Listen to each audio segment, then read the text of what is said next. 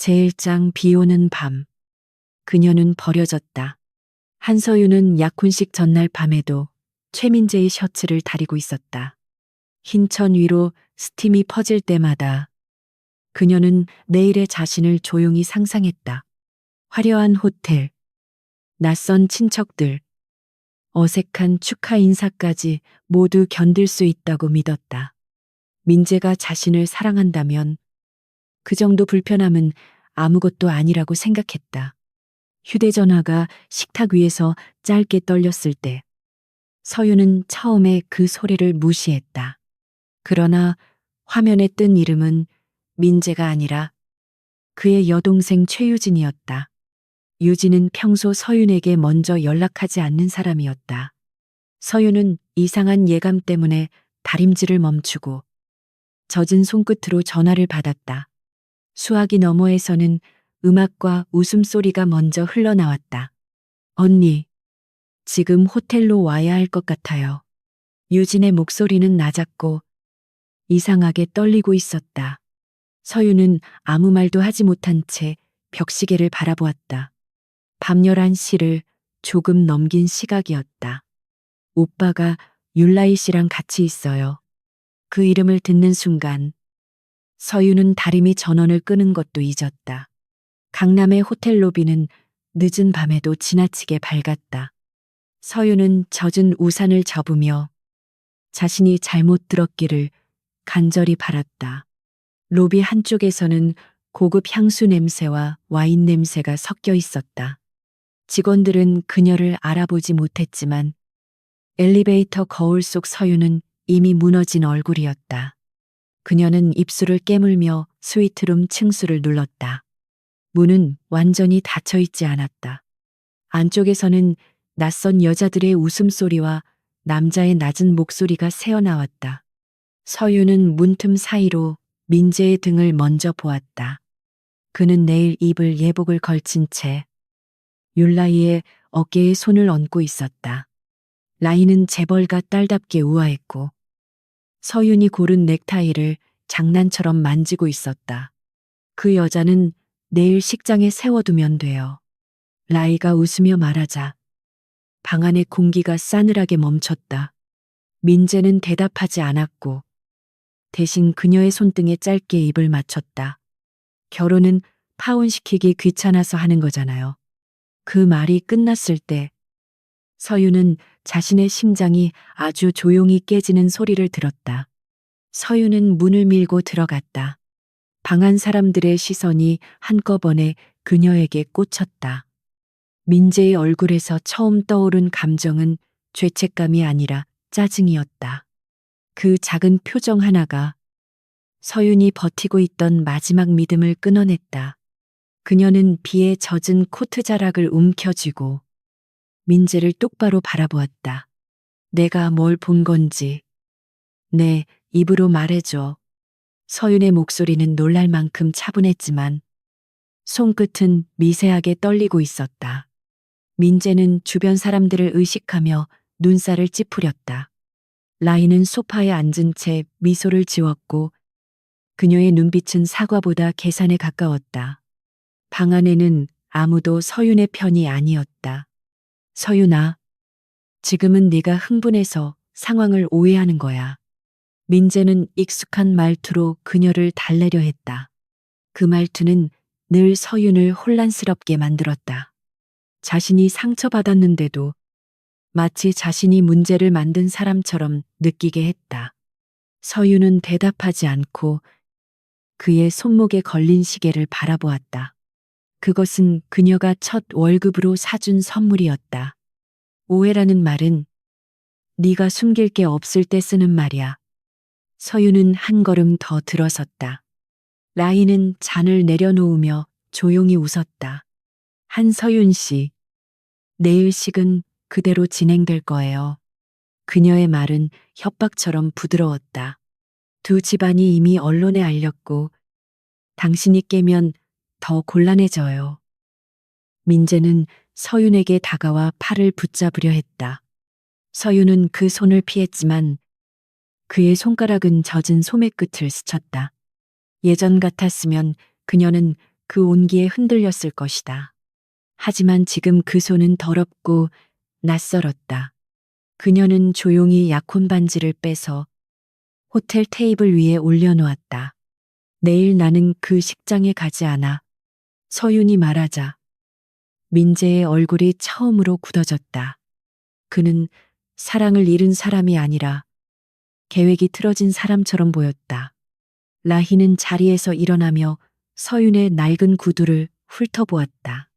그 시선은 말보다 선명하게 그녀의 출신과 가난을 모욕하고 있었다. 네가 이렇게 나가면 너희 어머니 병원비도 곤란해질 수 있어. 민재의 목소리는 낮아졌고 방 안의 공기는 더욱 무거워졌다. 서윤은 잠시 숨을 멈췄다. 그녀의 어머니는 민재 아버지가 소개한 병원에서 치료를 받고 있었다. 그 사실이 갑자기 목줄처럼 느껴졌다. 사랑이라고 믿었던 관계가 사실은 아주 정교한 빚이었다. 서윤은 대답 대신 반지를 향해 시선을 내렸다. 다이아몬드는 호텔 조명 아래에서 지나치게 차갑게 빛났다. 그녀는 그 반지를 처음 봤던 날 눈물까지 흘리며 고마워했다. 이제 생각해보니 그 눈물은 기쁨보다 피로에 가까웠다. 그녀는 오래전부터 지쳐 있었고 오늘에서야 그것을 인정했다. 호텔 문을 나서는 순간 비가 더 거세졌다. 서윤은 우산을 펼칠 힘도 없이 거리로 걸어 나왔다. 차가운 물이 머리카락을 타고 목덜미로 흘러내렸다. 그녀는 택시를 잡으려 했지만 손을 들 때마다 팔이 무겁게 내려왔다. 세상이 유난히 밝고 자신만 어둠 속에 버려진 것 같았다. 다음 날 아침, 파혼 소식은 서윤이 입을 열기도 전에 퍼졌다. 민재의 어머니는 전화를 걸어 그녀가 예민하고 불안정해서 결혼을 망쳤다고 말했다. 병원비 이야기는 한 번도 직접 나오지 않았지만 모든 문장 끝에 그것이 매달려 있었다. 서윤은 대답을 하려 했지만 목소리가 나오지 않았다. 점심 무렵 민재의 가족은 서윤을 한남동 저택으로 불렀다. 서윤은 가지 않으려 했지만 어머니 병원 담당자의 전화가 먼저 왔다. 치료비 지원 재검토라는 말은 짧았고 충분히 잔인했다. 그녀는 검은 원피스를 젖은 마음을 말리지 못한 채 그 집으로 향했다. 문 앞에서부터 그녀는 이미 죄인처럼 서 있었다. 최 회장은 넓은 응접실 중앙에 앉아 있었다. 그는 서윤에게 앉으라는 말도 하지 않았다. 우리는 내 감정 싸움에 회사 이미지를 걸 수 없다. 그의 말은 느리고 단정했다. 민재의 어머니는 옆에서 한숨을 쉬며 서윤이 예전부터 집안에 어울리지 않았다고 덧붙였다. 서윤은 손톱이 손바닥을 파고드는 감각만 붙잡았다. 파혼 사유는 내 건강 문제로 정리하자. 최 회장은 서류 한 장을 테이블 위에 밀었다. 그 종이에는 서윤이 심리적으로 불안정하다는 문장이 적혀 있었다. 그녀는 웃음이 나올 뻔했다. 배신당한 사람은 자신인데 기록에 남을 죄인은 자신이었다. 서울의 좋은 집안들은 늘 이렇게 깨끗하게 사람을 지웠다. 서명하면 병원 문제는 계속 도와주겠다. 민재의 어머니가 부드럽게 말했다. 그 부드러움은 칼집이 없는 칼처럼 위험했다. 서윤은 펜을 바라보다가 민재가 방 안쪽에 서 있는 것을 보았다. 그는 아무 말도 하지 않았다. 어젯밤처럼 오늘도 그는 그녀를 보호하지 않았다. 나는 아픈 사람이 아니에요. 서윤은 아주 천천히 말했다. 응접실 안의 사람들이 동시에 그녀를 바라보았다. 아픈 건 나를 속인 사람들의 양심이에요. 그녀의 말은 크지 않았지만 방안을 지나치게 선명하게 갈랐다. 민재의 어머니는 얼굴을 붉혔고 최 회장은 처음으로 눈썹을 움직였다. 그때 응접실 문밖이 소란스러워졌다. 집사가 누군가를 막으려 했지만 낮고 차분한 목소리가 그를 멈춰 세웠다. 문이 열리고 강지훈이 안으로 들어왔다. 그는 검은 정장을 입고 있었고 비에 젖은 기색 하나 없이 단정했다. 강진그룹의 젊은 대표라는 이름은 이 방의 공기까지 바꿔놓았다. 그 서류에 서명할 필요 없습니다. 지훈의 목소리는 조용했지만 누구도 쉽게 끊지 못할 힘이 있었다. 서윤은 그를 알아보았다. 몇 번의 자선 행사에서 먼발치로 본 남자였다. 그는 늘 사람들 사이에 있으면서도 누구에게도 완전히 섞이지 않는 사람처럼 보였다. 그런데 지금 그는 정확히 그녀 옆에 서 있었다.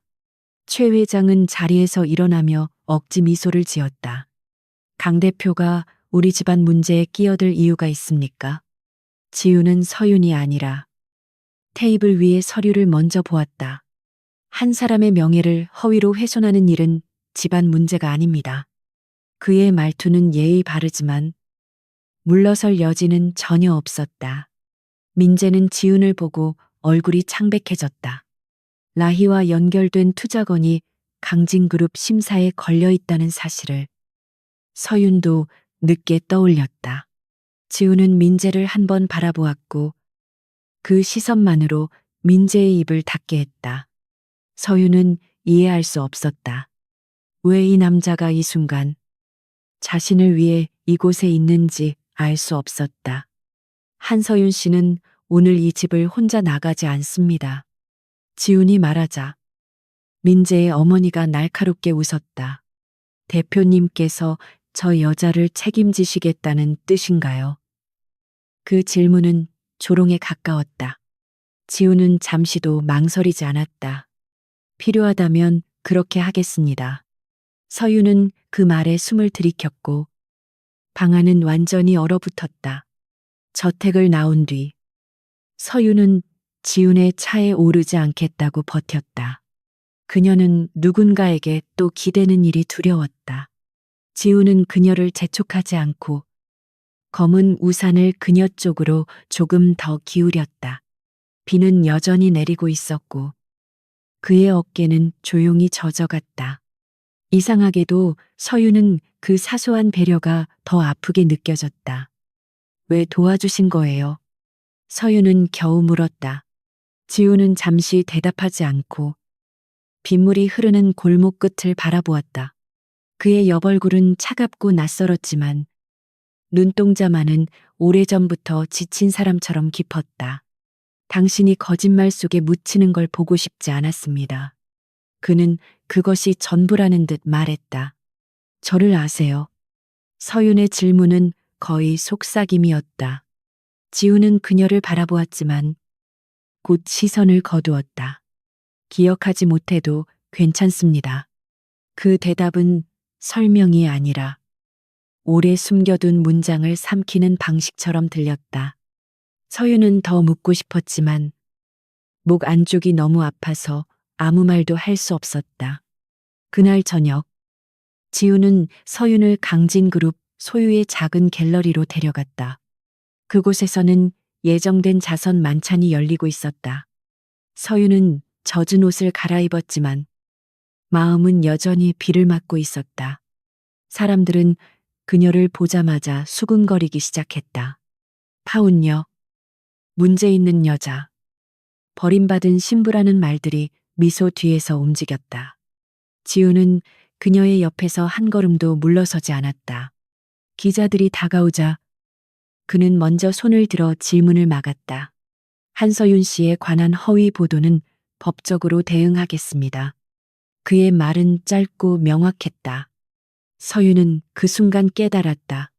이 남자는 자신을 위로하지 않았지만 세상이 자신을 찢어놓지 못하게 막고 있었다. 만찬장 끝에서 민재가 나타났다. 그는 라희와 함께였고 두 사람은 이미 새로운 약혼자처럼 보였다. 민재는 서윤을 향해 다가오며 억지로 다정한 표정을 만들었다. 서윤아, 이런 식으로 일을 키우면 우리 둘 다 다쳐. 그의 목소리는 여전히 자신이 피해자인 척했다. 서윤은 대답 대신 한 걸음 뒤로 물러섰다. 지훈이 그녀 앞을 가로막았다. 최민재 씨, 한서윤 씨에게 사적으로 접근하지 마십시오. 민재는 모욕을 당한 얼굴로 웃었다. 대표님이 무슨 자격으로요? 그 말에 주변의 시선이 한꺼번에 모였다. 지우는 잠시 서윤을 돌아보았다. 그의 눈빛은 허락을 구하는 듯 조용했고 이상하게도 따뜻했다. 서윤은 그 눈빛 속에서 이상한 안정감을 느꼈다. 사랑도 믿음도 하루아침에 회복되지 않는다는 것을 그녀는 누구보다 잘 알고 있었다. 그러나 최소한 이 순간 지우는 그녀에게 선택권을 주고 있었다. 민재는 한 번도 그렇게 한 적이 없었다. 서윤은 작게 고개를 끄덕였고 지우는 다시 민재를 향해 돌아섰다. 그녀와 결혼할 사람입니다. 지훈의 말이 만찬장을 조용히 갈랐다. 서윤은 심장이 멈춘 듯 굳어졌다. 민재의 얼굴에서는 피가 빠졌고 라이의 미소는 처음으로 흔들렸다. 주변 사람들은 놀라움을 숨기지 못했다. 강진그룹 대표의 결혼 선언은 어떤 스캔들보다 큰 폭풍이 될 것이 분명했다. 서윤은 지훈을 따라 갤러리 뒤편의 작은 방으로 들어갔다. 문이 닫히자 만찬장의 소음이 멀어졌다. 그녀는 벽에 기대어 겨우 숨을 골랐다. 방금 그 말, 무슨 뜻이에요? 그녀의 목소리는 분노와 혼란 사이에서 흔들렸다. 지우는 재킷 단추를 풀며 처음으로 조금 지친 표정을 보였다. 계약 결혼을 제안하는 뜻입니다. 그는 너무 차분하게 말했다. 서유는 순간 웃음이 터질 것 같았다. 하루 만에 배신당하고 협박당하고 이제는 결혼 제안까지 받았다. 그녀의 인생이 너무 비현실적이라서 오히려 눈물이 나오지 않았다. 대표님은 제게 뭘 원하세요? 서유는 그 질문만은 똑바로 던졌다. 당신의 이름을 되찾는 일입니다. 지우는 테이블 위에 명함 하나를 내려놓았다. 저는 당신에게 법률팀과 병원을 제공할 수 있습니다. 그의 목소리는 거래처럼 건조했지만 눈빛은 이상하게 아팠다. 대신 당신은 당분간 제 아내가 되어야 합니다. 서유는 그 조건보다 그의 슬픔이 더 이해되지 않았다. 왜 저예요? 서유는 다시 물었다. 이번에는 더 낮고 더 지친 목소리였다. 지우는 코트 안주머니에서 작은 상자를 꺼냈다. 그것은 고급 반지 상자처럼 보이지 않았다. 오래된 벨벳은 모서리가 달아 있었고 은색 잠금 장치는 세월 때문에 조금 흐려져 있었다. 그는 그것을 열지 않은 채 그녀 앞에 놓았다. 지금은 대답하지 않아도 됩니다. 지우는 조용히 말했다. 당신이 거절해도 오늘 일은 제가 맡겠습니다. 서유는 그 말을 듣고 오히려 더 흔들렸다. 조건 없는 보호는 세상에 없다고 믿어왔다. 그런데 이 남자는 계약을 말하면서도 거절할 권리까지 함께 내밀고 있었다. 서유는 창밖을 바라보았다. 비는 여전히 도시의 유리벽을 두드리고 있었다. 어머니의 병원, 자신의 명예, 무너진 약혼, 그리고 민재의 차가운 얼굴이 차례로 떠올랐다. 그녀는 더 이상 누군가의 자비를 기다리며 살고 싶지 않았다. 삶이 거래라면 이번에는 자신이 조건을 읽고 선택하고 싶었다. 좋아요. 서윤의 목소리는 작았지만 흔들리지 않았다. 지훈의 눈동자가 아주 미세하게 움직였다. 하지만 저는 대표님의 장식품이 되지 않을 거예요. 그녀는 젖은 손을 천천히 펼쳤다. 제 이름은 제가 되찾을 거예요. 지훈은 처음으로 희미하게 숨을 내쉬었고 그 표정은 안도처럼 보였다. 그가 상자를 열었을 때 서유는 반지보다 먼저 낡은 머리핀을 보았다. 분홍색 꽃 장식이 달린 작은 머리핀이었다. 금속은 조금 녹슬었고 꽃잎 하나는 희미하게 깨져 있었다. 서유는 그 물건을 보는 순간 아주 오래된 기억의 문이 열리는 소리를 들었다. 8살 봄날. 그녀는 같은 머리핀을 잃어버린 적이 있었다. 그날 그녀는 보육원 담장 아래에서 울고 있던 남자아이에게 우산을 씌워 주었다. 아이의 얼굴은 잘 기억나지 않았지만 비냄새와 차가운 손은 이상하게 선명했다. 서유는 그 아이에게 자신의 머리핀을 쥐어주며 울지 말라고 말했었다. 그리고 다음 날 그녀는 다른 동네로 갑자기 이사를 갔다. 이걸 왜 가지고 있어요? 서유는 거의 숨을 쉬지 못한 채 물었다. 지우는 오래 기다린 사람처럼 그녀를 바라보았다. 그의 차가운 얼굴 뒤에서 감춰온 시간이 조용히 무너지고 있었다. 그러나 그는 아무 말도 하지 않았다. 대답 대신 그는 낡은 머리핀을 그녀의 손바닥 위에 아주 조심스럽게 올려놓았다. 그 작은 무게가 손바닥에 닿는 순간 서유는 깨달았다. 오늘 자신을 구한 남자는 낯선 구원자가 아니었다. 그는 어쩌면 아주 오래전 비 오는 담장 아래에 남겨졌던 아이일지도 몰랐다. 그녀가 잊고 산 한 조각의 기억이 20해를 건너 그녀 앞에 돌아와 있었다. 제2장 냉정한 남편은 그녀의 모든 상처를 알고 있었다. 강지훈의 집은 저택이라기보다 오래된 권력의 표정처럼 조용하고 단단했다. 검은 철문이 열리자 정원수들은 한치의 흐트러짐 없이 줄지어 서 있었다. 한서윤은 차창 너머로 그 풍경을 바라보며 자신이 다른 세계의 경계선을 넘는다고 느꼈다. 어제까지 그녀는 버림받은 약혼녀였고 오늘은 강진그룹 대표의 아내가 될 여자였다. 차가 현관 앞에 멈추자 집사와 직원들이 이미 두 줄로 서 있었다. 그들의 표정은 공손했지만 눈빛은 서윤의 구두 끝부터 머리카락까지 조용히 재고 있었다. 서윤은 그런 시선에 익숙했지만 오늘은 유난히 숨이 막혔다. 그녀는 가방끈을 움켜쥔 채 옆자리의 지훈을 바라보지 않으려고 애썼다. 천천히 내려도 됩니다. 지훈의 목소리는 낮았고 이상할 만큼 그녀의 속도를 알고 있었다. 서유는 그 한마디 때문에 오히려 더 긴장했다. 민재는 언제나 그녀에게 빨리 적응하라고 말했지만 지우는 한 번도 서두르라고 하지 않았다. 그 차이가 친절인지 계산인지 그녀는 아직 구분할 수 없었다.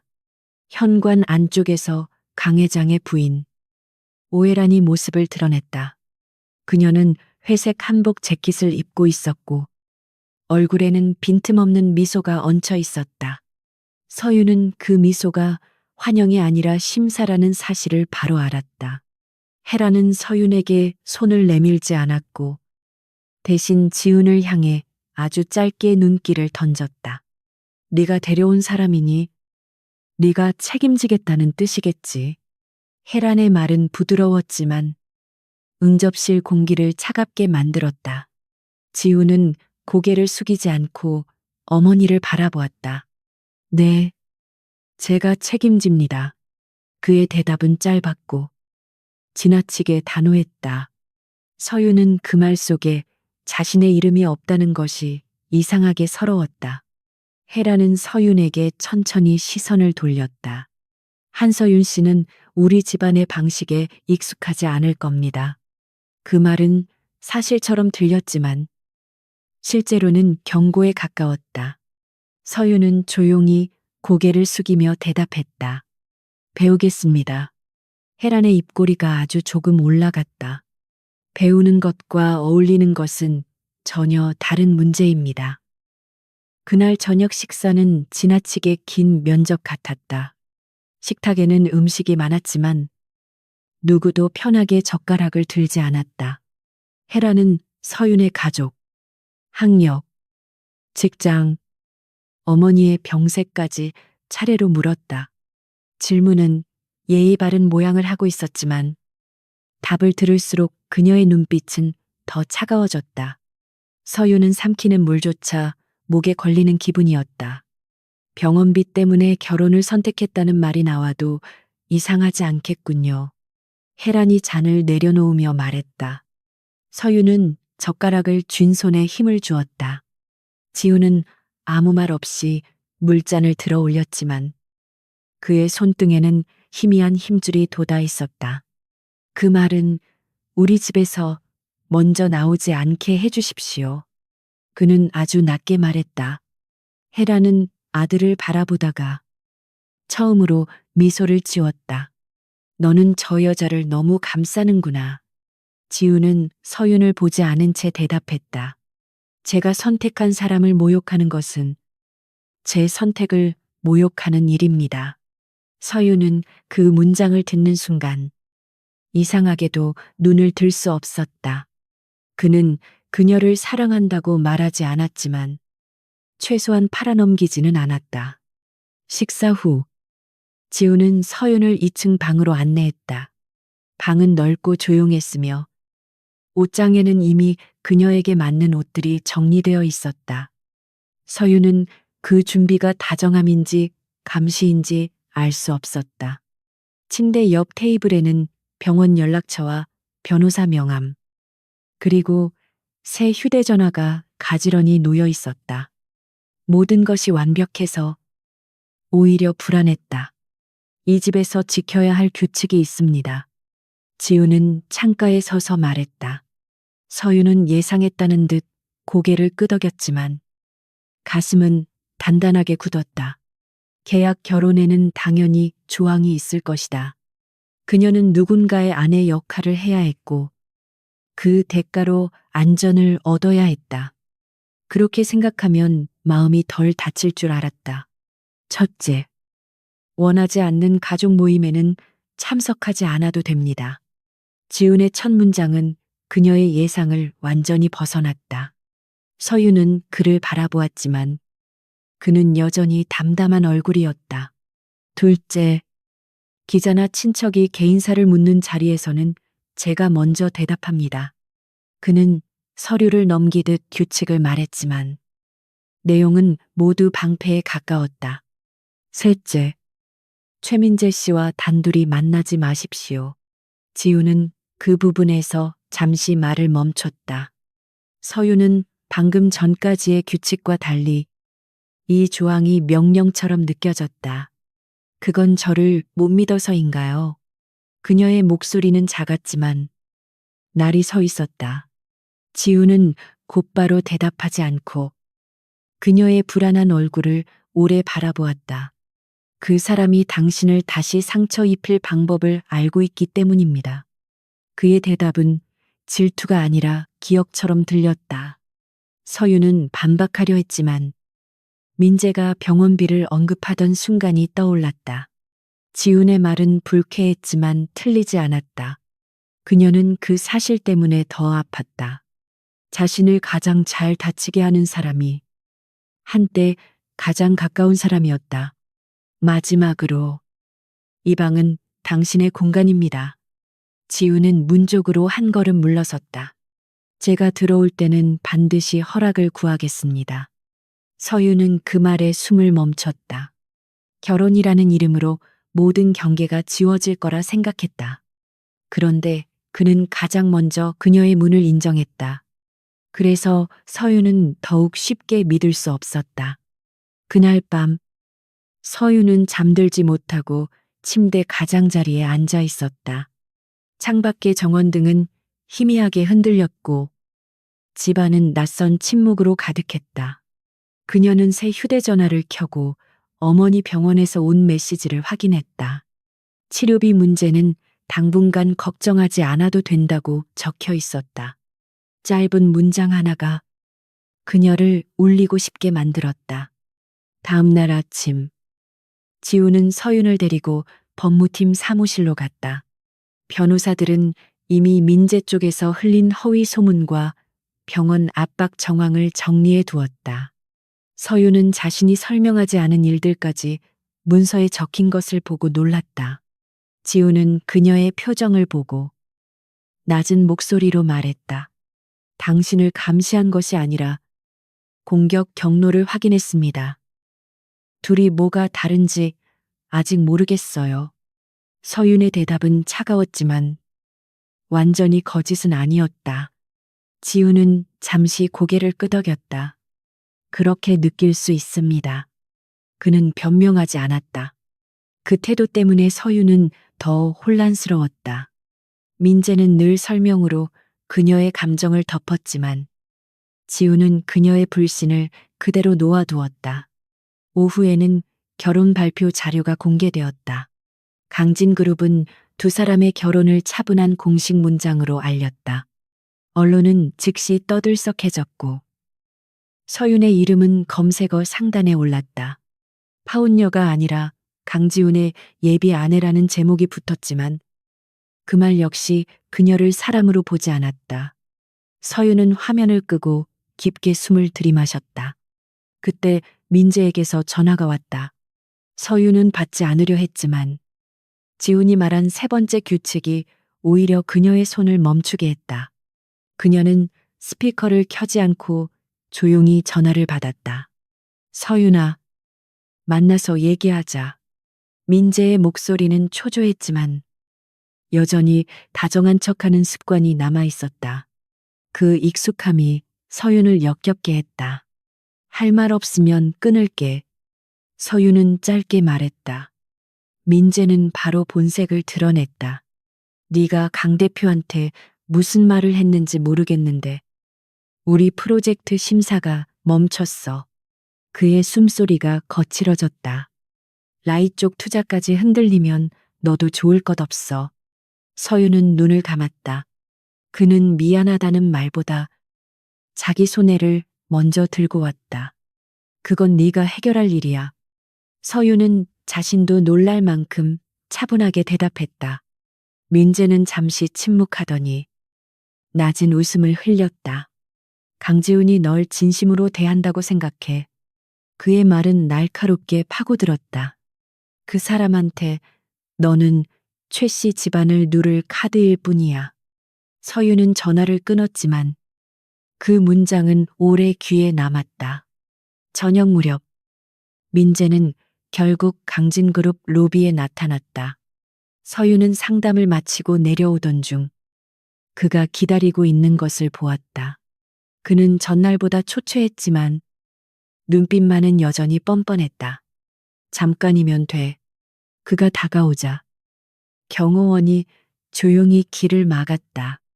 민재는 주변 시선을 의식하며 웃었지만 손은 분노로 떨리고 있었다. 네가 이 정도로 잔인한 애인 줄 몰랐다.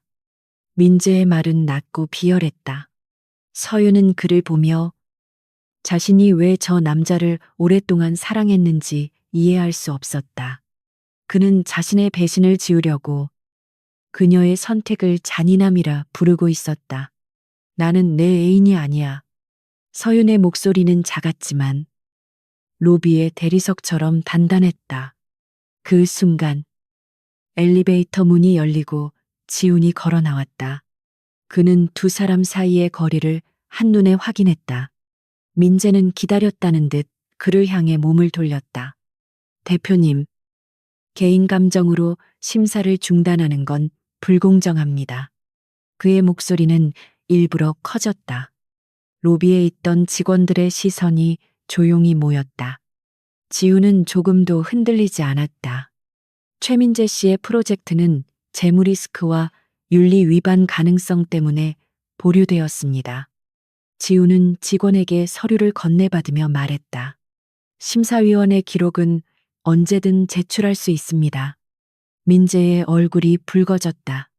서윤은 처음으로 민재가 완전히 말문을 잃는 모습을 보았다. 지우는 사적인 복수가 아니라 정확한 약점을 들고 있었다. 그리고 한서윤 씨에게 접근한 일은 별도로 기록하겠습니다.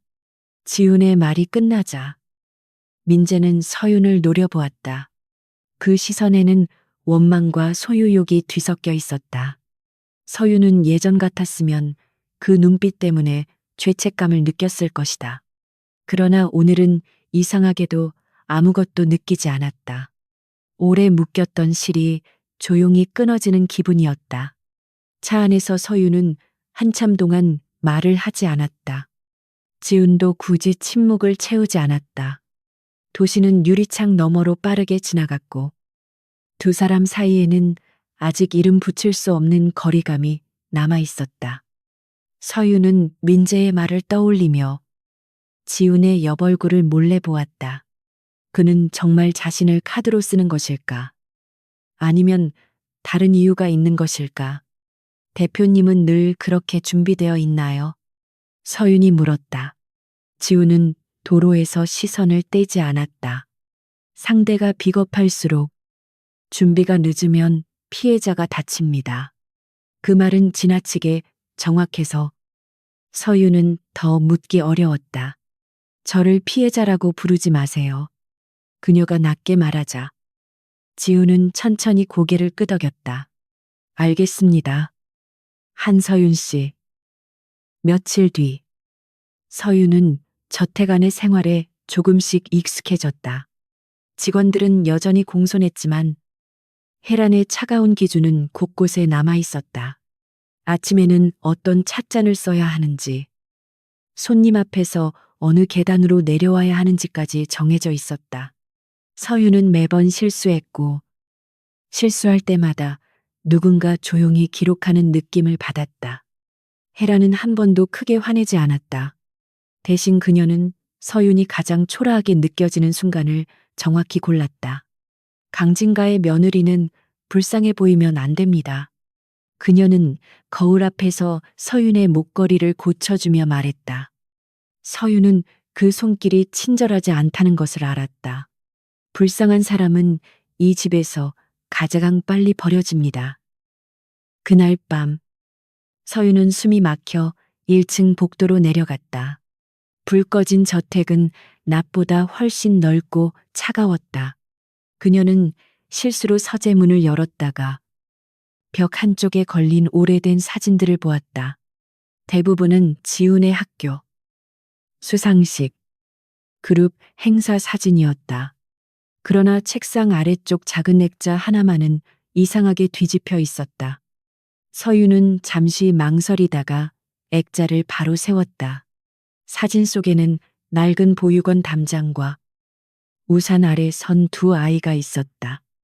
여자아이는 분홍 머리핀을 하고 있었고 남자아이는 얼굴 절반을 숙이고 있었다.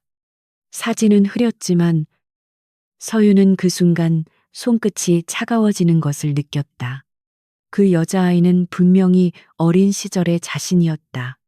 그녀는 액자를 들고 한동안 움직이지 못했다. 왜 이 사진이 지훈의 서재에 있는지, 왜 그가 20회 전 머리핀을 가지고 있었는지, 모든 질문이 한꺼번에 몰려왔다. 계약 결혼이라는 말은 갑자기 너무 얇아졌다. 이 집의 차가운 벽 뒤에 그녀가 모르는 시간이 숨쉬고 있었다. 서윤은 심장이 빠르게 뛰는 소리를 들었다. 문이 조용히 열렸다. 지훈은 서재 앞에서 멈춰 섰고 서윤의 손에 들린 사진을 보았다. 그의 얼굴에서 처음으로 완벽한 평정이 사라졌다. 서윤은 도망치듯 사진을 내려놓으려 했지만 이미 늦었다. 두 사람 사이에는 더 이상 계약서로 덮을 수 없는 침묵이 놓여 있었다. 서윤은 떨리는 목소리로 물었다. 이 사진 속 남자아이가 대표님인가요?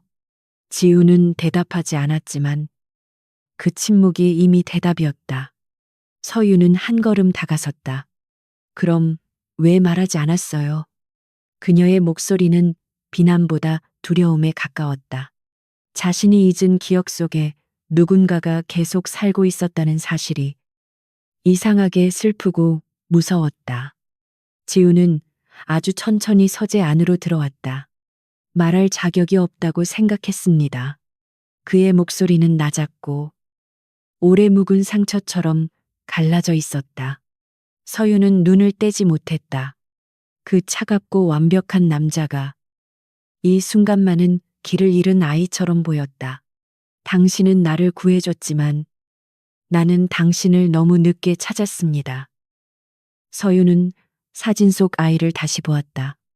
비 오는 담장 아래 자신은 어린 남자아이에게 우산을 기울이고 있었다.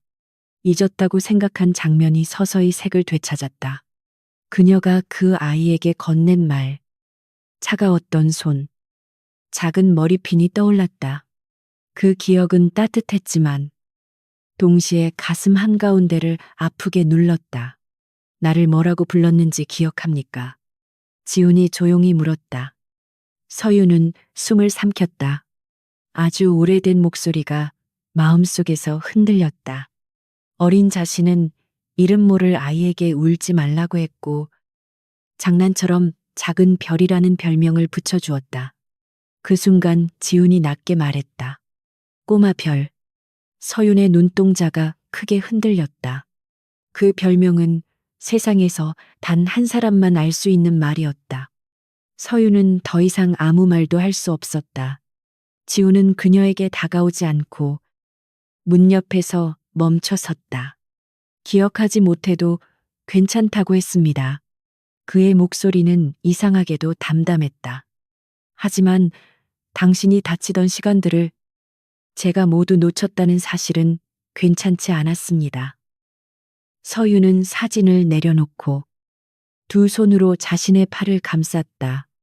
민재에게 버려진 상처가 아직 아물지도 않았는데 지훈의 오래된 기다림이 그녀 앞에 놓였다.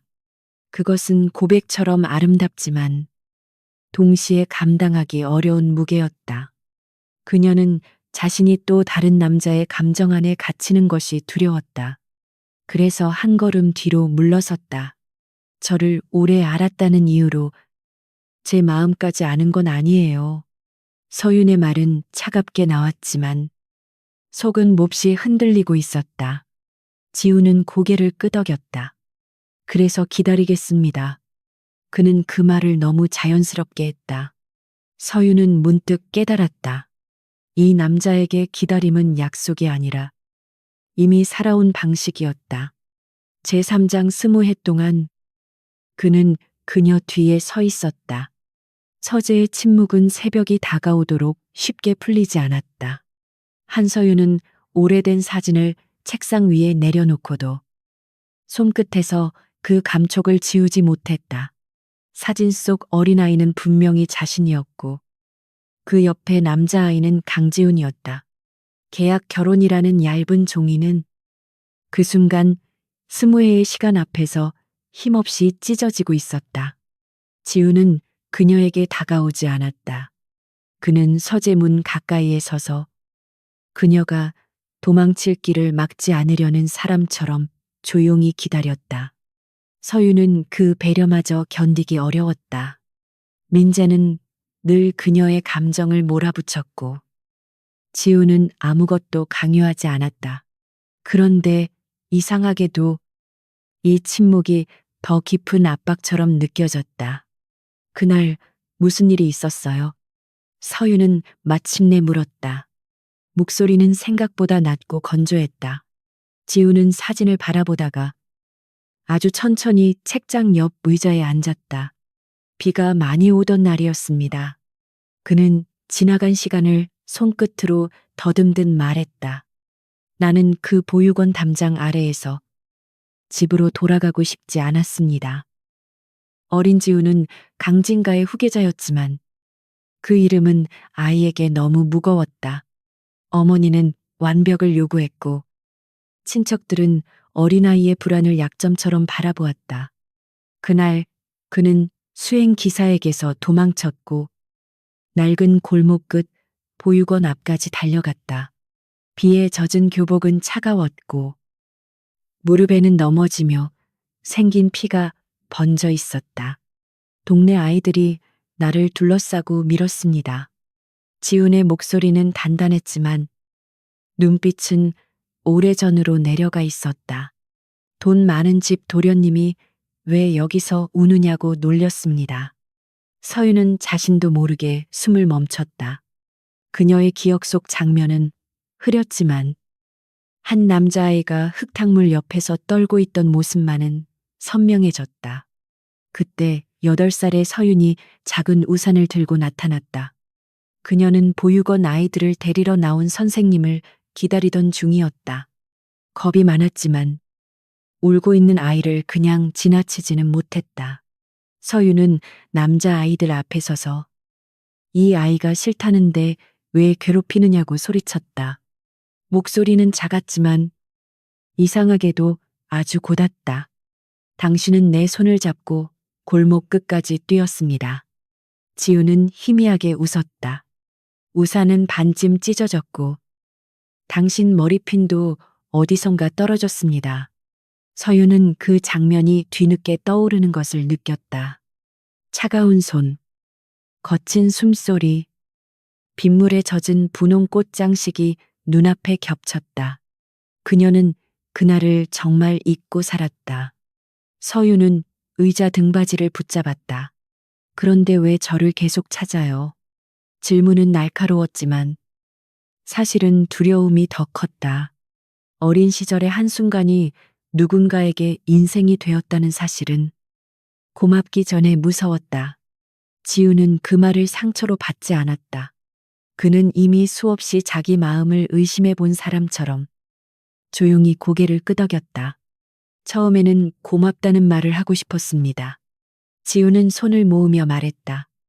그 다음에는 당신이 잘 지내는지 알고 싶었습니다. 그는 초등학교 기록을 따라 그녀가 이사간 동네를 찾았고 오래된 보육원 명부를 확인했다. 그러나 서윤의 어머니는 병원비 때문에 집을 자주 옮겼고 기록은 늘 한 발 늦게 사라졌다. 중학교 때 그는 그녀가 다니던 학교를 알아냈지만 서윤은 이미 전학 간두였다. 대학에 들어가서는 장학재단 명단에서 그녀의 이름을 발견했지만 그때도 연락할 용기를 내지 못했다. 그녀가 누군가의 도움 없이 버티는 사람처럼 보였기 때문이었다. 지우는 자신의 등장이 그녀의 자존심을 다치게 할까봐 멀리서만 확인했다. 그럼 제 삶을 계속 지켜봤다는 뜻인가요? 서윤의 목소리가 흔들렸다. 지우는 변명하지 않았다. 필요한 순간에 손을 뻗을 수 있도록 준비했습니다. 그 말은 그녀에게 위로가 아니라 침입처럼 들렸다. 서윤은 웃음과 울음 사이에서 입술을 깨물었다. 자신이 모르는 곳에 누군가의 시선이 있었다는 사실이 숨을 막히게 했다. 대표님은 저를 보호했다고 생각하겠지만 저는 감시당한 기분이에요. 서윤은 마침내 감정을 숨기지 않았다. 제가 넘어질 때마다 누군가 제 뒤에서 기록하고 있었다는 뜻이잖아요. 지훈의 얼굴이 창백해졌다. 그는 그 말을 부정할 수 없었다. 아무리 선이었어도 그녀에게 허락받지 않은 기다림은 상처가 될 수 있었다. 미안합니다. 지훈은 아주 낮게 말했다. 사과는 짧았지만 쉬운 말처럼 들리지 않았다. 서윤은 그가 더 설명하기를 바랐고 동시에 아무 말도 하지 않기를 바랐다. 마음은 엉킨 실처럼 서로 다른 방향으로 당겨졌다. 그녀는 민재에게 배신당한 지 얼마 되지도 않았고 새로운 감정을 받아들일 힘이 없었다. 저를 사랑했다는 말로 지난 시간이 정당해지지는 않아요. 서윤은 천천히 말했다. 지우는 눈을 감았다가 떴다. 압니다. 그의 대답은 너무 조용해서 오히려 더 아프게 들렸다. 그래도 이번에는 늦지 않으려고 했습니다. 그 말에 서윤은 더 화가 났다. 늦지 않으려는 마음이 그녀의 마음보다 앞서 달려왔기 때문이었다. 그날 이후 두 사람 사이에는 이상한 거리감이 생겼다. 지우는 약속대로 서윤의 방 앞에서 멈췄고 그녀가 허락하기 전에는 문을 열지 않았다. 식사 자리에서도 그는 필요한 말만 했다. 그러나 그의 침묵은 무관심이 아니었다. 서윤은 자신이 차를 마시기 전에 컵이 뜨겁지 않게 식혀져 있는 것을 매번 보았다. 며칠 뒤 언론은 다시 서윤의 이름을 끌어올렸다. 제목들은 점점 잔인해졌고 내용은 사실보다 상상에 가까웠다. 파혼 직후 재벌가에 들어간 여자, 병든 어머니를 팔아 신분 상승을 노린 여자라는 말들이 넘쳤다. 댓글은 그녀의 얼굴과 가족까지 찢어 놓았다. 서유는 화면을 끄려 했지만 손가락이 말을 듣지 않았다. 그 기사 뒤에는 민재와 라이가 있었다. 법무팀은 게시물 최초 유포 계정이 라이의 홍보 대행사와 연결되어 있음을 확인했다. 민재는 인터뷰에서 자신이 끝까지 서윤을 지키려 했지만 그녀가 더 큰 권력을 선택했다고 말했다. 그의 눈물 어린 표정은 대중에게 쉽게 팔렸다. 서윤은 그 영상을 보다가 속이 차갑게 식는 것을 느꼈다. 제가 직접 반박할게요. 서윤은 회의실에서 말했다. 지훈의 변호사들과 홍보팀이 동시에 그녀를 바라보았다. 지훈은 회의 끝자리에 앉아 있었다. 그는 잠시 침묵하다가 그녀의 선택을 확인하듯 물었다. 당신이 원해서 하는 말입니까? 서윤은 고개를 들었다. 이번에는 누가 대신 막아주는 방식이 싫어요. 지훈은 더 이상 말리지 않았다. 대신 모든 자료를 그녀 앞에 정리해 놓았다. 병원비 압박 기록, 민재의 호텔 출입 영상, 라이 쪽 대행사의 계좌 흐름까지 차례로 놓였다. 서윤은 그 문서들을 보며 자신의 고통이 증거가 되는 과정을 견뎠다. 억울함을 증명하려면 상처를 다시 열어 보여야 한다는 사실이 참혹했다. 기자회견 전날, 혜란이 서윤을 불렀다. 그녀는 차 한 잔을 앞에 두고 이번 일로 강진그룹 주가가 흔들리고 있다고 말했다. 네가 억울한 것은 알겠다. 혜란의 목소리는 여전히 차가웠다. 하지만 억울한 사람 모두가 그룹의 며느리가 될 자격을 얻는 것은 아니다. 서윤은 그 말에 오래 침묵했다. 저도 며느리 자격을 얻으려고 여기 온 건 아니에요. 서윤은 천천히 대답했다. 제 이름을 더럽힌 사람들이 제 침묵까지 가져가게 두고 싶지 않을 뿐이에요. 혜라는 처음으로 그녀를 오래 바라보았다. 그 시선에는 여전히 인정이 없었지만 아주 희미한 놀라움이 섞여 있었다. 서윤은 그 작은 흔들림을 놓치지 않았다. 그러나 기자회견은 열리지 못했다. 다음 날 오전, 강진그룹 긴급 이사회와 임시 주주회의가 동시에 소집되었다. 라이의 아버지가 투자자들을 움직였고 혜란의 친정 세력까지 지훈의 판단력을 문제 삼았다. 그들은 지훈이 개인 감정 때문에 그룹 리스크를 키웠다고 주장했다. 서윤은 회의장 밖에서 자신이 그의 발목이 되었다는 말을 들었다. 주주회의장은 차갑고 넓었다. 지훈은 단상 위에 섰고 서윤은 뒤쪽 자리에서 그를 바라보았다. 화면에는 그녀의 기사와 주가 그래프가 번갈아 나타났다.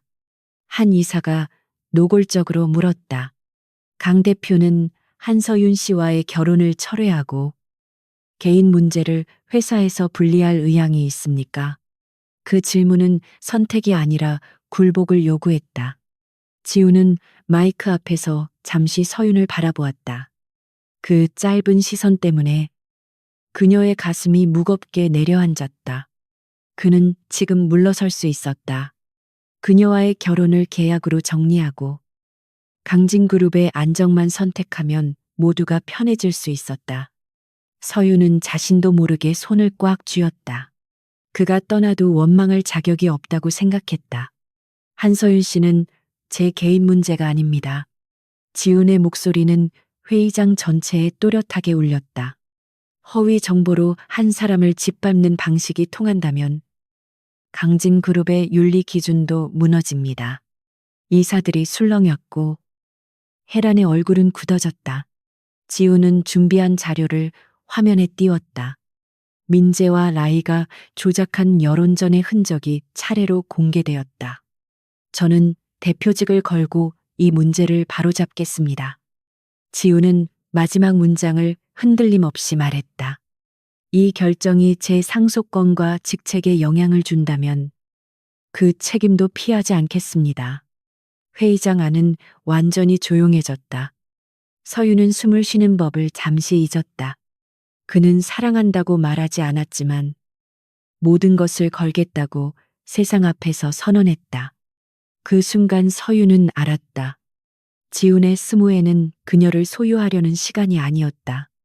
그것은 자신의 비겁함과 늦음을 벌하듯 계속 기다리는 시간이었을지도 몰랐다. 그러나 그 깨달음이 곧바로 사랑이 되지는 않았다. 그녀의 마음에는 아직 상처와 분노가 남아 있었다. 그래도 처음으로 그에게 한 걸음 다가가고 싶었다. 회의가 끝난 뒤 서유는 복도 끝에서 지훈을 기다렸다.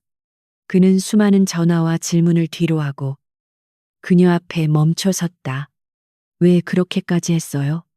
서윤의 목소리는 작게 떨렸다. 지훈은 한참 동안 대답하지 않았다. 당신이 나를 용서하지 않아도 됩니다. 그는 지친 얼굴로 말했다. 하지만 당신이 다시 버려지는 건 볼 수 없습니다. 서윤은 그 말을 듣고 눈물이 차오르는 것을 느꼈다. 그녀는 울지 않으려고 고개를 돌렸다. 지우는 손을 뻗지 않았다. 그가 여전히 기다리고 있다는 사실이 이번에는 조금 다르게 느껴졌다. 그녀는 아무 말 없이 그의 곁에 섰다. 둘 사이의 거리는 여전히 남아 있었지만 더 이상 벽처럼 차갑지는 않았다. 그때 혜란이 복도 끝에서 나타났다. 그녀의 손에는 낡은 봉투 하나가 들려 있었다. 혜란은 두 사람을 번갈아 바라보다가 서윤 앞에 봉투를 내려놓았다. 네 아버지 이름이 이 안에 있다. 서윤의 얼굴에서 피가 빠졌다. 그녀는 아버지를 거의 기억하지 못했지만 어머니가 평생 그 이름을 피했다는 것은 알고 있었다. 무슨 뜻이에요? 지훈이 먼저 물었다. 혜란의 눈빛은 차갑고 복잡했다. 20회 전 강진과 사고 기록이다. 그녀는 서윤을 똑바로 바라보았다. 네 아버지는 그날 우리 집안을 무너뜨릴 뻔한 사고와 관련되어 있었다. 서윤은 봉투를 열지 못한 채 굳어졌다. 지훈의 오래된 사랑 앞에 더 오래된 비밀이 모습을 드러내고 있었다. 제사장 뒤늦은 사랑의 대가 봉투를 들고 방으로 돌아온 뒤 한서윤은 밤새 한 장도 제대로 넘기지 못했다. 낡은 기록지에는 아버지 한도준의 이름이 반복해서 적혀 있었다. 20회 전 강진과 별장으로 향하던 차량 사고, 사라진 운전 기록, 그리고 책임자로 남은 한도준이라는 문장이 그녀의 눈앞에서 계속 흐려졌다. 서윤은 아버지를 거의 기억하지 못했다. 어머니는 늘 그 이야기를 피했고 오래된 사진 속 아버지는 웃는 얼굴로만 남아 있었다. 그런데 그 조용한 얼굴이 누군가의 가문을 망칠 뻔한 사람으로 기록되어 있었다. 서윤은 기록을 믿을 수도 믿지 않을 수도 없었다. 어느 쪽이든 그녀의 존재는 지훈에게 상처가 되었다. 새벽이 되었을 때 서윤은 작은 여행 가방을 꺼냈다. 옷은 많이 챙기지 않았고 지훈이 준 새 휴대전화도 책상 위에 두었다. 그녀는 도망치는 것이 비겁하다는 것을 알았다. 하지만 자신 때문에 지훈이 대표직과 상속권을 잃는 모습을 그 집 안에서 바라볼 자신은 없었다. 사랑도 죄책감이 되면 숨이 막혔다. 방문 밖에는 지훈이 남긴 짧은 메모가 있었다. 오늘은 아무 결정도 하지 말고 먼저 잘하는 문장이 적혀 있었다. 서윤은 그 글씨를 오래 바라보다가 결국 종이를 접어 가방 안쪽에 넣었다. 떠나는 사람이 마지막 배려까지 가져가는 것이 잔인하다고 생각했다. 그래도 그것만은 두고 갈 수 없었다. 저택의 현관은 이른 아침이라 조용했다. 집사는 그녀의 가방을 보고도 아무 질문을 하지 못했다. 서윤은 그 침묵 속에서 자신이 이미 손님이라는 것을 느꼈다. 강진가의 며느리도 아니고 계약서 속 아내도 아니며 오래된 사고 기록의 딸일 뿐이었다. 그녀는 고개를 숙이고 문 밖으로 걸어 나갔다. 정원 끝에서 혜란이 그녀를 기다리고 있었다. 혜란은 놀란 기색 없이 서윤의 가방을 내려다보았다. 도망은 네가 가장 쉽게 선택할 수 있는 예이겠지. 그 말은 차가웠지만 이상하게도 비난만은 아니었다. 서윤은 잠시 숨을 고른 뒤 대답했다. 대표님이 저 때문에 무너지는 건 보고 싶지 않습니다. 혜란은 아주 오래 침묵했다. 새벽빛은 그녀의 얼굴에 깊은 주름을 만들었고 그 주름 사이에는 피로가 숨어 있었다. 지훈이는 이미 오래전부터 너 때문에 흔들리고 있었다. 그녀는 낮게 말했다. 나는 그 아이가 처음으로 욕심낸 것이 가장 위험한 사람이라는 사실이 싫었을 뿐이다. 서윤은 그 말에 더 이상 대답하지 못했다. 서윤은 강진가를 나와 어머니가 입원한 병원 근처 작은 고시텔로 갔다. 방은 좁았고 창문 밖에는 옆 건물 벽만 보였다. 그러나 그곳에서는 누구도 그녀의 걸음걸이나 찻잔 잡는 법을 평가하지 않았다. 서윤은 침대 가장자리에 앉아 오래 잊고 있던 자신의 숨소리를 들었다. 자유는 때로 너무 초라한 얼굴로 찾아왔다. 지훈이 처음 전화를 건 것은 오전 9시였다. 서윤은 화면을 보다가 받지 못했고 두 번째 전화도 받지 못했다. 세 번째 전화가 왔을 때 그녀는 겨우 손을 움직여 전원을 껐다. 그가 찾아오면 흔들릴 것을 알았다. 아직 진실을 모르는데 그의 눈앞에서 미안하다는 말만 반복하고 싶지 않았다. 지우는 저택에 남겨진 휴대전화와 빈 방을 보고도 사람을 시켜 그녀를 끌어오지 않았다. 대신 그는 오래된 사고 기록을 다시 열었다. 강진그룹 법무팀과 감사팀은 20회 전 자료를 모으기 시작했고 지우는 직접 폐쇄된 별장 관리소까지 찾아갔다. 그는 서윤을 붙잡기 전에 그녀가 떠난 이유부터 무너뜨려야 한다고 생각했다. 사고 당시 공식 기록은 이상할 만큼 단정했다. 한도준은 강진과 협력업체의 현장 관리자였고 별장 차량 정비를 맡은 책임자로 적혀 있었다. 차량 브레이크 결함 때문에 사고가 났고 그는 조사를 받던 중 스스로 사라졌다는 결론이었다. 그러나 지우는 그 결론이 너무 깨끗해서 오히려 믿을 수 없었다. 오래된 정비소 주인은 처음에는 아무것도 모른다고 했다. 지우는 그의 낡은 사무실에서 벽에 걸린 가족 사진과 미납 고지서를 조용히 바라보았다. 협박보다 침묵이 더 무거운 순간이 있었다. 결국 노인은 잠긴 서랍에서 작은 수첩을 꺼냈다. 한도준 씨는 그날 차량에 손대지 않았습니다. 그의 목소리는 오래 묻힌 죄처럼 떨렸다. 수첩에는 다른 이름이 적혀 있었다. 당시 강진과 내부 권력 다툼에 깊이 얽혀 있던 혜란의 사촌 오태식이었다.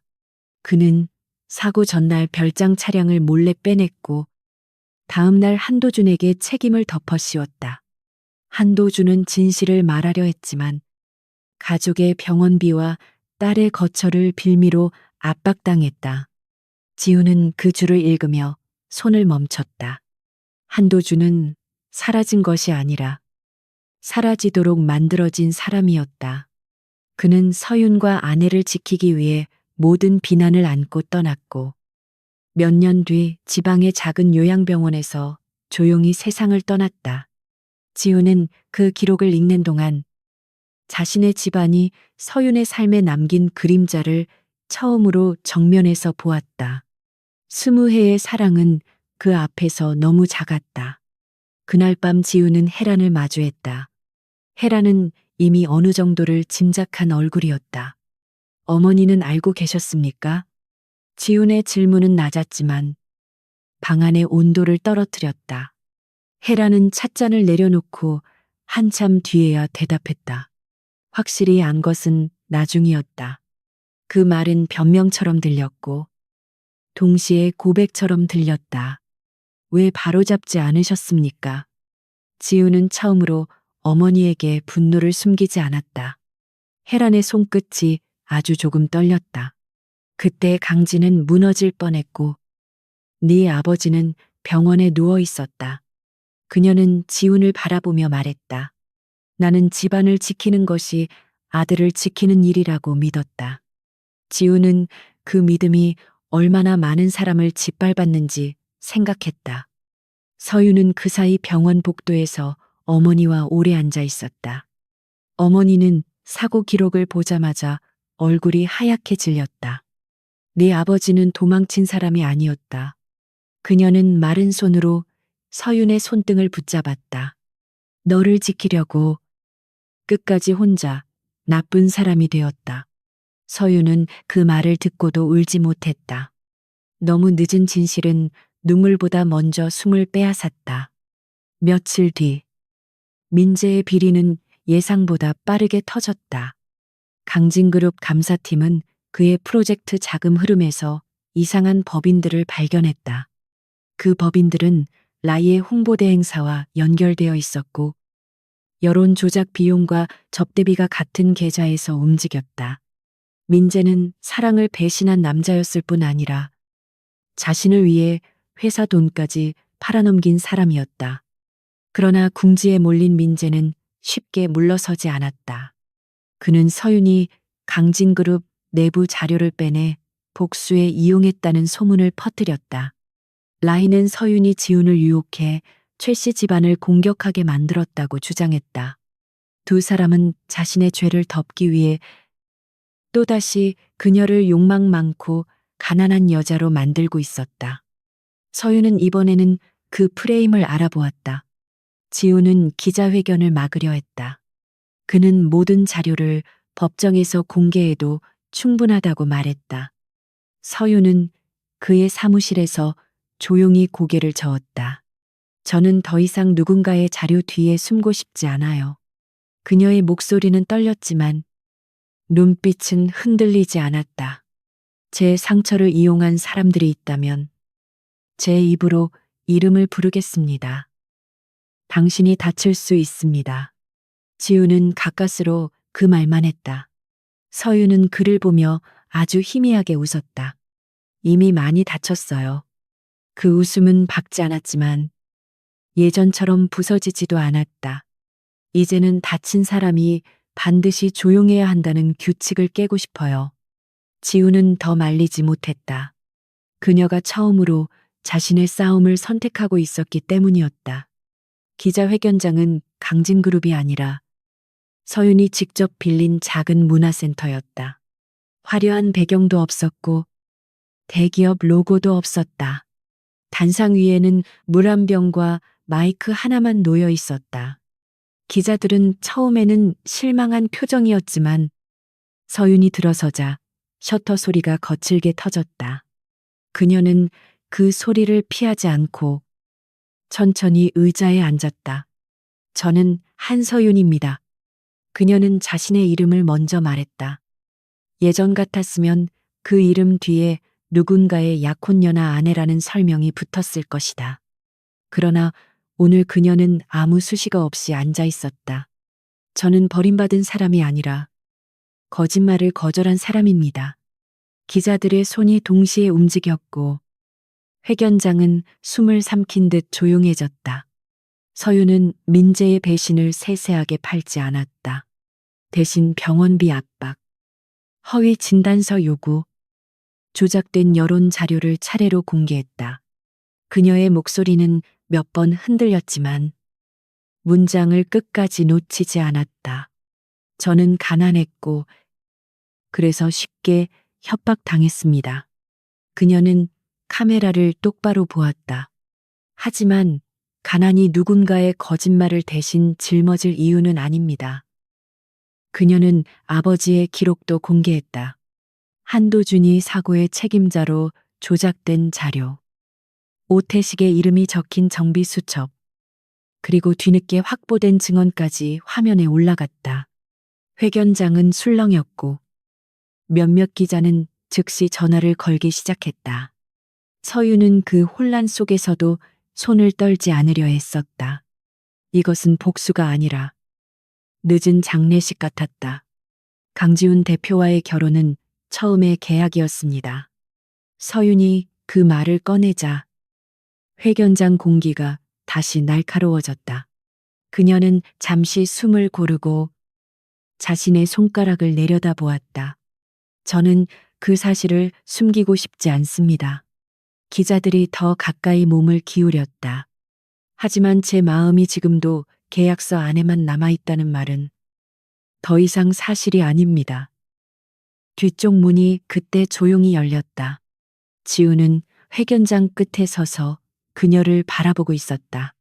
그는 회의 때문에 늦었고 숨도 고르지 못한 얼굴이었다. 그러나 서윤은 그가 왔다는 사실만으로 마음이 무너지지 않았다. 이번에는 그에게 기대기 위해 말하는 것이 아니었다.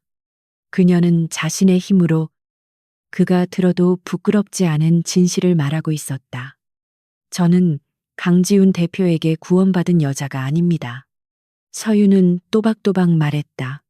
그가 저를 기다렸던 시간도 제가 그를 사랑해야 할 이유가 될 수는 없습니다. 지훈의 눈빛이 아프게 흔들렸다. 서윤은 그를 향해 아주 잠깐 미소 지었다. 그래도 저는 이제 그 사람 곁에서 도망치지 않는 선택을 해보려 합니다. 그 문장은 고백이라기보다 결심에 가까웠다. 지우는 회견장 뒤에서 움직이지 못했다. 그는 20회 동안 수많은 장면을 상상했지만 서윤이 이렇게 스스로 서는 모습은 상상하지 못했다. 사랑받는 것보다 더 큰 위로가 있다면 그것은 사랑하는 사람이 자기 이름으로 일어서는 장면이었다. 지우는 그제야 자신이 기다린 의미를 조금 알았다. 회견이 끝난 뒤 두 사람은 복도에서 마주섰다. 기자들의 소음은 문 너머로 멀어졌고 형광등은 창백하게 흔들렸다. 지우는 무슨 말을 해야 할지 몰라 한참 동안 그녀를 바라보기만 했다. 서윤은 먼저 입을 열었다. 저 다시 들어가도 될까요? 그 말은 저택이 아니라 그의 곁을 묻는 말이었다. 지우는 대답 대신 고개를 숙였다. 당신이 원한다면 언제든 돌아와도 됩니다. 그의 목소리는 평소보다 낮고 거칠었다. 서윤은 아주 작게 웃었다. 이번에는 계약서부터 다시 읽을 거예요. 지훈의 눈가에 처음으로 부드러운 빛이 번졌다. 이번에는 제가 먼저 찢어도 됩니다. 그 말에 서윤은 오래 참았던 숨을 내쉬었다. 그러나 두 사람이 손을 잡기도 전에 지훈의 비서가 급히 달려왔다. 그의 얼굴은 심각했고 손에는 태블릿이 들려 있었다. 대표님, 최민재 씨가 이사회에 음성 파일을 제출했습니다. 지우는 화면을 받아들었고 서윤은 그의 옆에서 굳어졌다. 파일 제목에는 강지훈 대표의 불법 지시 녹취라는 문장이 적혀 있었다. 음성은 정교하게 조작되어 있었다. 지훈이 민재의 프로젝트를 개인 감정으로 무너뜨리라고 지시한 것처럼 문장마다 악의적인 조각들이 붙어 있었다. 회견으로 뒤집히던 여론은 다시 흔들리기 시작했다. 이사회는 즉시 대표 직무 정지 안건을 올렸고 언론은 새로운 폭탄을 기다리듯 몰려들었다. 민재는 마지막으로 지훈의 자리까지 끌어내리려 하고 있었다. 서윤은 태블릿 화면 속 파형을 바라보며 심장이 차갑게 가라앉는 것을 느꼈다. 방금 전까지 그녀는 도망치지 않겠다고 말했다. 그런데 이제 그 말은 바로 시험대 위에 올랐다. 지우는 그녀에게 괜찮다고 말하려 했지만 서윤은 먼저 그의 손목을 붙잡았다. 이번에는 그녀가 그의 뒤에 서 있을 차례였다. 제5장 그가 한 생을 건너 기다린 사람. 한서윤은 태블릿 화면 속 음성 파형을 오래 바라보았다. 검은 선들은 지훈의 목소리를 닮은 거짓말로 출렁이고 있었다. 누군가 그의 침묵과 말투를 아주 오래 연구한 흔적이 보였다. 서윤은 공포보다 먼저 분노를 느꼈다. 자신을 짓밟던 방식이 이제 지훈의 삶까지 삼키려 하고 있었다. 강지훈은 곧바로 법무팀을 불렀고 이사회는 3시간 뒤로 앞당겨졌다.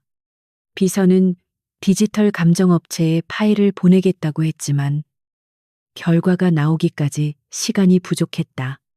민재는 그것을 알고 움직였을 것이다.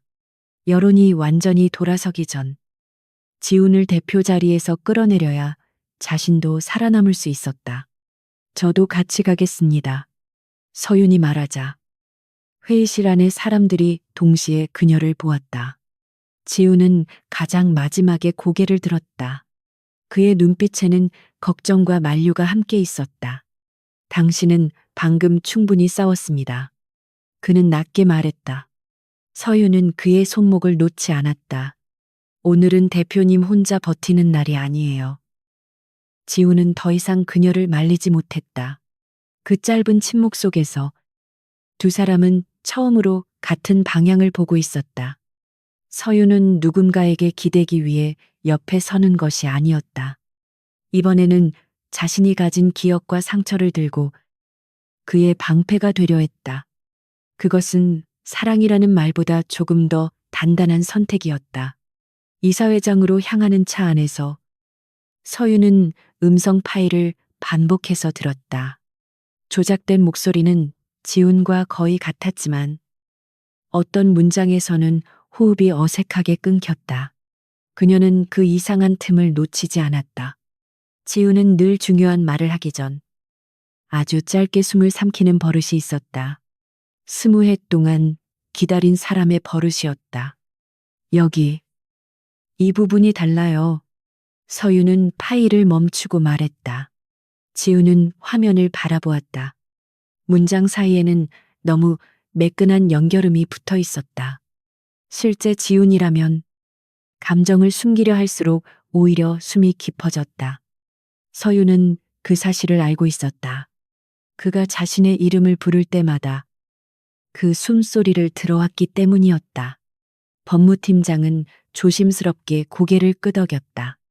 전문 감정전에는 증거로 부족할 수 있습니다. 서윤은 예상했다는 듯 눈을 감았다가 떴다. 그럼 감정전까지 시간을 벌어야겠네요. 그녀의 목소리는 안정되어 있었다.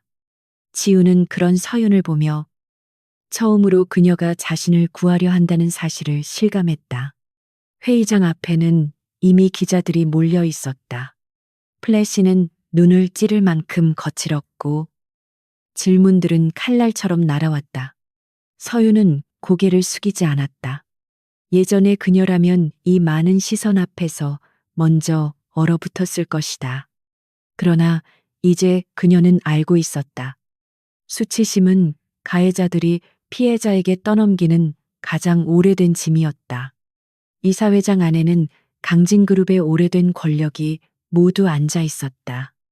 헤라는 맨 앞줄에 있었고 얼굴은 평소보다 더 창백했다.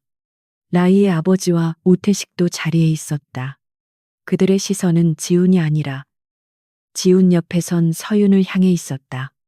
그들은 아직도 그녀를 흔들면 모든 것이 무너진다고 믿는 듯했다. 민재는 증인 자격으로 불려나와 있었다. 그는 검은 정장을 입고 있었지만 눈 밑의 그림자는 숨기지 못했다. 서윤을 보자 그의 입꼬리가 아주 작게 올라갔다. 그것은 사랑했던 사람에게 보낼 표정이 아니었다.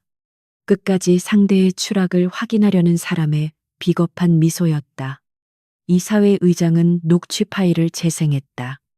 스피커에서 지훈의 목소리를 닮은 말들이 흘러나왔다. 민재의 프로젝트를 무너뜨리라는 문장. 개인 감정을 회사 판단보다 앞세웠다는 문장들이 이어졌다. 방 안의 공기는 빠르게 차가워졌다. 몇몇 이사는 이미 결론을 정한 얼굴로 지훈을 바라보고 있었다. 지훈은 변명하지 않았다. 그는 감정 결과가 나오기 전까지 판단을 보류해 달라고 요청했다. 그러나 라이의 아버지는 기다렸다는 듯 일어섰다. 대표가 개인 연애 문제로 회사를 흔든 사실은 이미 충분합니다. 그의 목소리는 회의장 곳곳에 계산된 분노를 퍼뜨렸다. 강진은 사랑 노름에 맡길 만큼 작은 회사가 아닙니다. 그 말이 끝나자 서윤이 천천히 자리에서 일어났다.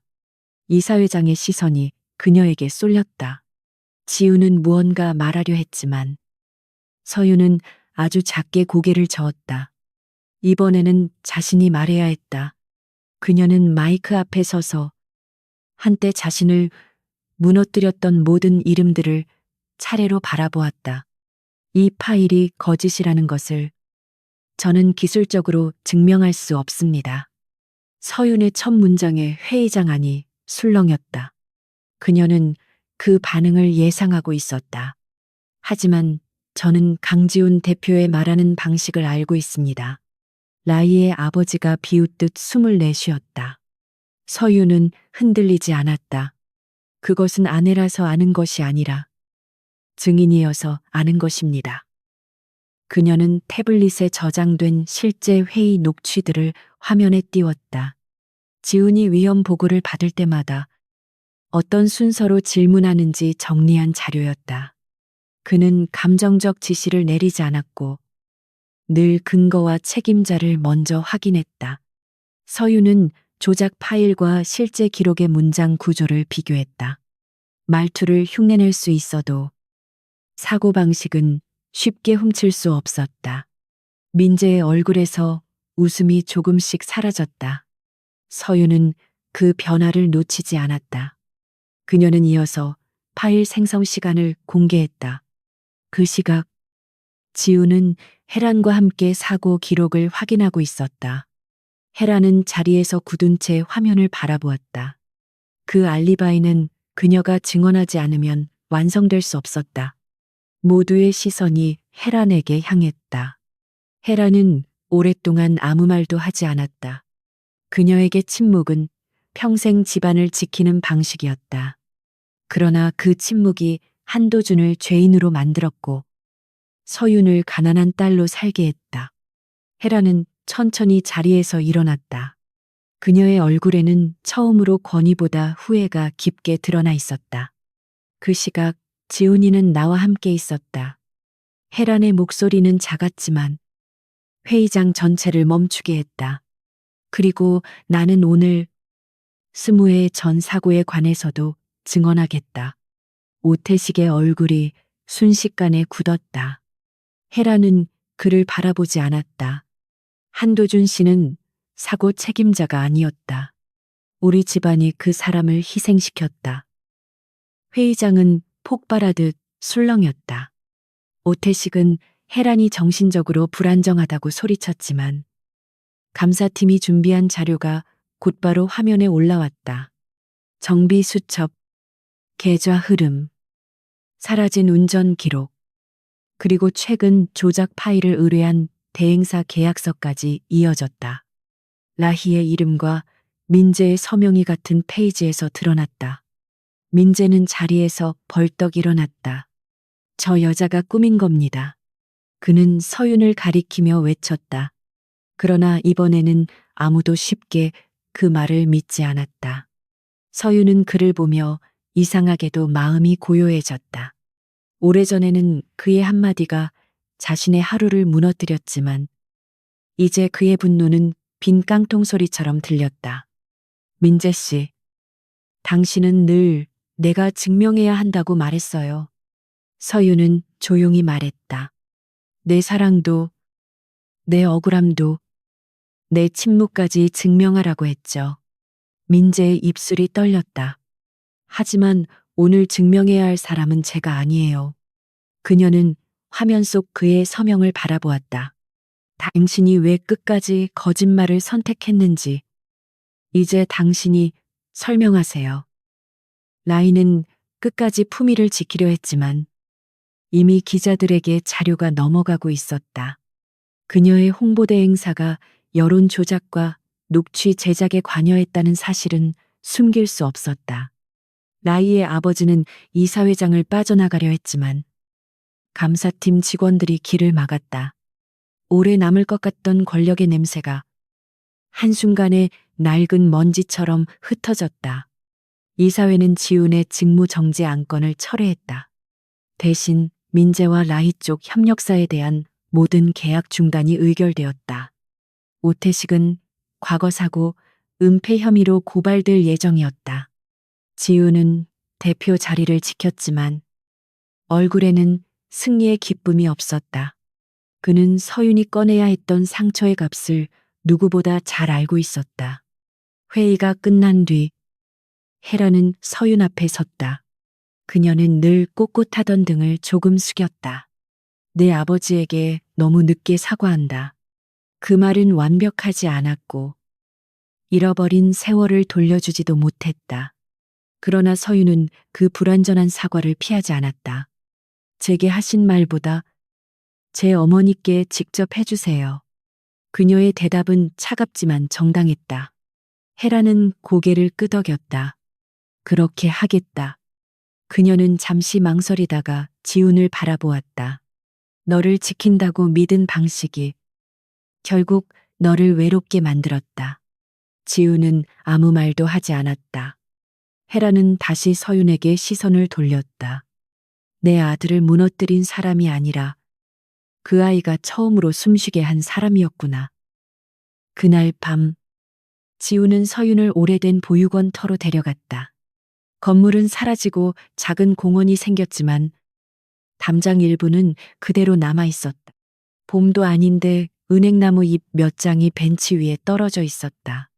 서윤은 그 담장을 만지며 8살의 자신이 남긴 작은 용기를 떠올렸다. 그 용기가 20해 뒤 자신에게 돌아왔다. 여기서 말하고 싶었습니다. 지우는 담장 앞에 서서 낮게 말했다.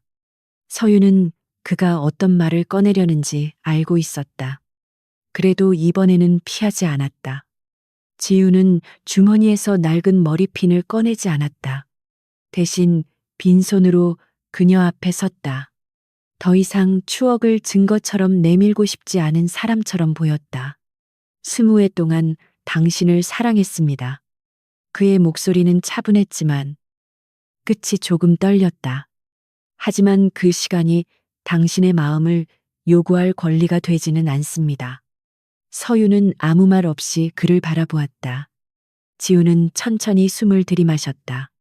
나는 기다린 시간을 보상받고 싶은 것이 아닙니다. 이제 당신 앞에서 제대로 사랑을 배우고 싶습니다. 서윤의 눈가가 천천히 붉어졌다. 그 고백은 오래 기다린 남자의 자랑이 아니라 뒤늦게 배운 겸손이었다. 그녀는 그 점이 마음을 아프게 했다. 누군가 자신을 사랑했다는 사실보다 그 사랑이 자신을 자유롭게 두려 했다는 사실이 더 깊이 닿았다. 서윤은 그의 손을 아주 천천히 잡았다. 저는 아직 무서워요. 서윤은 솔직하게 말했다. 누군가를 믿었다가 또 제 마음을 잃게 될까봐 무서워요. 지우는 손에 힘을 주지 않았다. 그래도 지금은 도망치고 싶지 않아요. 그녀는 눈물을 참으며 웃었다. 당신을 사랑할지 말지보다 당신과 함께 걸어보고 싶다는 마음이 먼저 왔어요. 지우는 그제야 아주 조용히 웃었다. 그 미소는 강진그룹 대표의 얼굴이 아니라 오래전 비오는 담장 아래의 소년에게 가까웠다. 서윤은 그 얼굴을 보며 알았다. 자신은 그를 구원하기 위해 돌아온 사람이 아니었다. 지훈도 그녀를 완성하기 위해 기다린 사람이 아니었다. 두 사람은 이제야 같은 높이에서 서로를 바라보고 있었다. 몇 달 뒤, 두 사람은 계약서를 새로 작성하지 않았다. 대신 처음 맺었던 결혼 계약서를 함께 찢었다. 서윤은 강진그룹 재단에서 피해자 지원 사업을 맡았고, 지우는 과거 사고 은폐에 대한 공식 사과를 발표했다. 헤라는 서윤의 어머니를 찾아가 무릎까지 꿇었다. 용서는 쉽게 오지 않았지만 진실은 마침내 제자리를 찾기 시작했다. 민재는 배임과 증거 조작 혐의로 조사를 받았다. 라이의 집안은 협력사 지위를 잃었고 그녀가 쌓아온 우아한 평판은 빠르게 무너졌다. 서윤은 그들의 몰락을 보며 통쾌함보다 허무함을 느꼈다. 그들이 빼앗아 간 시간은 돌아오지 않았다. 그러나 앞으로의 시간을 더럽히게 두지 않는 것만으로 충분했다. 진짜 결혼식은 다음 해 가을에 열렸다. 장소는 호텔 연회장이 아니라 보육원 터 옆 작은 정원이었다. 은행나무가 노랗게 물들었고 바람이 불 때마다 잎들이 천천히 내려앉았다. 서유는 화려한 드레스 대신 단정한 흰 원피스를 입었다. 지우는 그녀를 바라보며 처음 만난 날처럼 조용히 숨을 삼켰다. 서유는 그 숨소리를 듣고 작게 웃었다. 이제 그녀는 그 버릇이 불안이 아니라 사랑의 떨림이라는 것을 알았다. 지우는 그녀의 손을 잡고 아주 낮은 목소리로 말했다. 늦게 와서 미안합니다. 서유는 고개를 저었다. 늦게 온 게 아니에요. 그녀는 은행잎이 떨어지는 길을 바라보았다. 우리가 이제야 서로를 알아본 거예요. 식이 끝난 뒤 두 사람은 담장 아래에 잠시 섰다. 지우는 낡은 머리핀을 작은 유리 상자에 넣어 가져왔다. 서유는 그것을 보며 눈물을 흘리지 않았다. 이제 그